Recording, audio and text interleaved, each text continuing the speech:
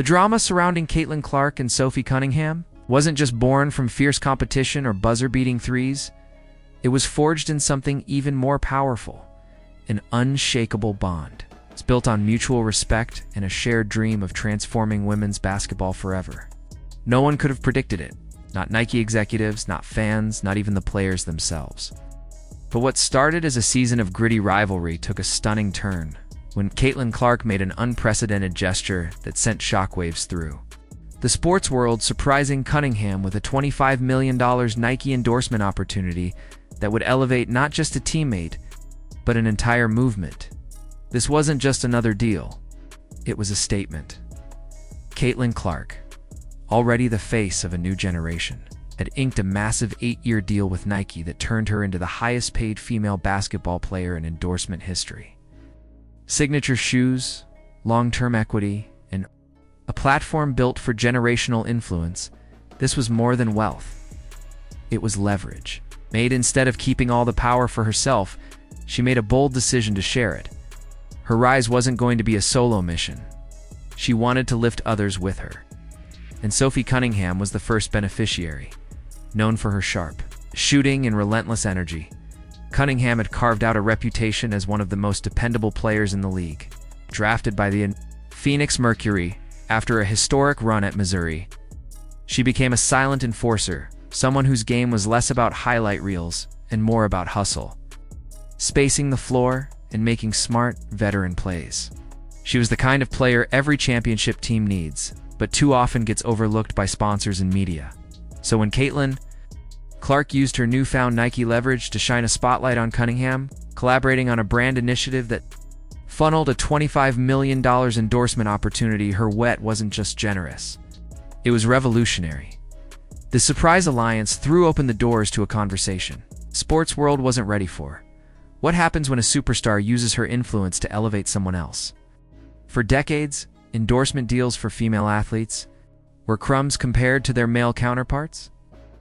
Most WNBA players lived in the shadow of modest contracts, small apparel agreements, and side gigs just to pay the bills. Clark's deal changed that. What she did next, defining what sharing that platform could look like, may have changed the entire trajectory of athlete endorsement culture. Nike had been steadily increasing its presence in women's sports, pouring resources into college programs, grassroots development, and star players with crossover potential. But even the brand wasn't prepared for what Caitlin Clark proposed: a collaboration built on friendship, mutual respect, and a vision to change the game for everyone.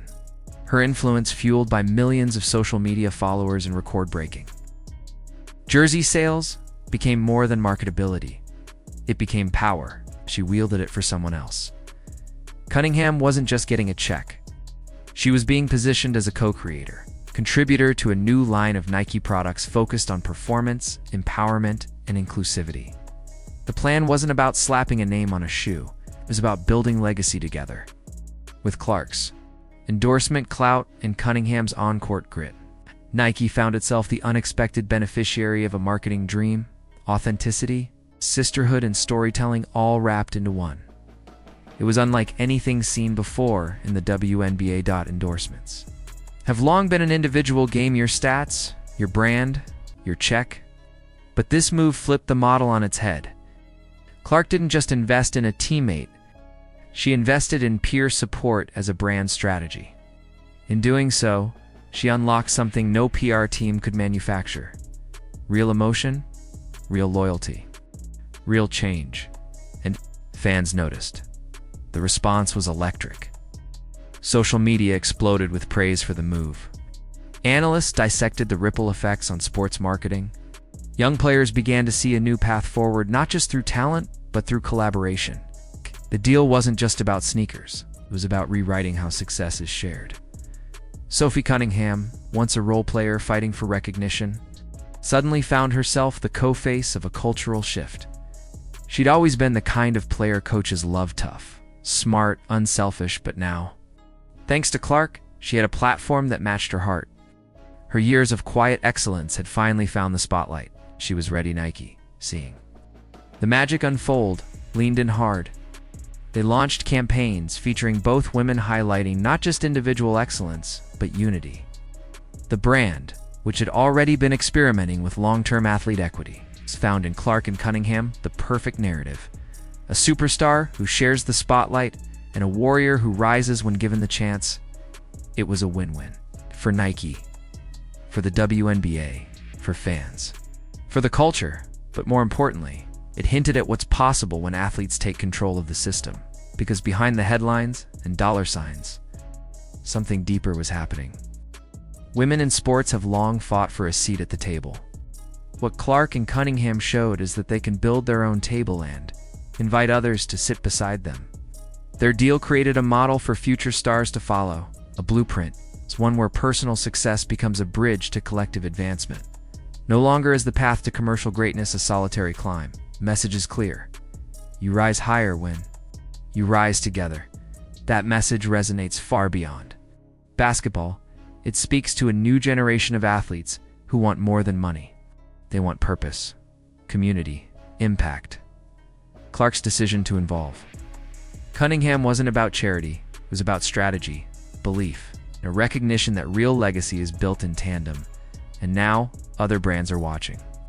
Executives from across sports marketing are scrambling to replicate what Nike stumbled into, a partnership born not in boardrooms, but in locker rooms. They're seeing that fans don't just want stars, they want stories. They want values.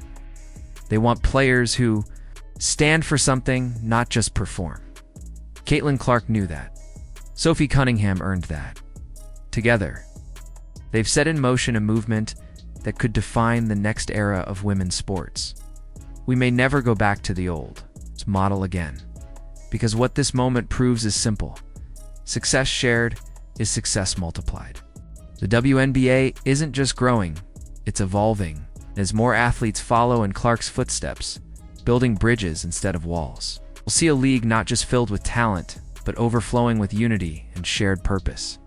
That's what $25 million can really buy. Not just a contract, a culture. So what do you think?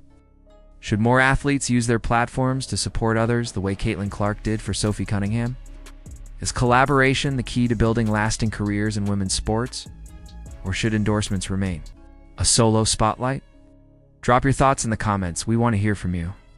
Don't forget to like, subscribe, and ring that bell so you never miss the next groundbreaking chapter in women's basketball. Thanks for watching.